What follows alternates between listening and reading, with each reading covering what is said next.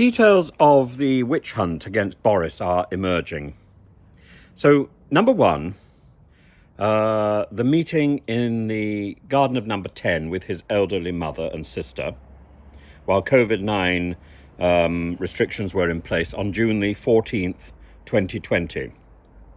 Now, at that point, outdoor meetings in groups of 6 were actually allowed, but that's one of the alleged incidents that Boris is accused of participating in.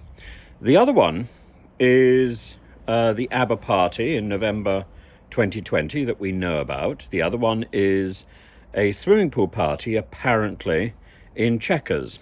We don't know when that took place.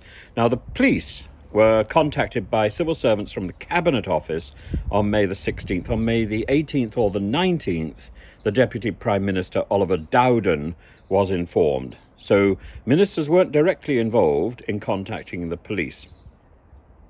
Now, Johnson's supporters are threatening to obstruct the current Prime Minister and send letters of no confidence to the 1922 committee.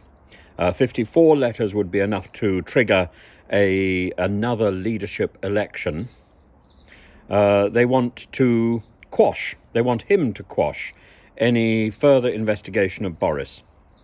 And they want the Prime Minister to intercede in an active police investigation, sort of against all the current rules. We can't comment on an active police investigation, blah, blah, blah, blah, blah. Now, Andrea Jenkins, she of the finger, says it's interesting that those who object to the no confidence letters were happy to speak out publicly against Boris and Liz Truss's administration. So maybe we need less sanctimony and less hypocrisy. Well, yes to the finger salute MP and briefly former Minister Andrea Jenkins. But the timing here is critical, isn't it, really?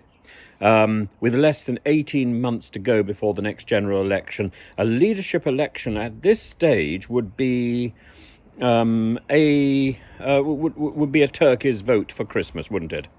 Now, Andrea Jenkins, along with some other people in the current Conservative Party, believes that if they get in now, there is just time for a new leader to tuck themselves away and to use that sort of honeymoon period to call for a general election and scrape by with a win.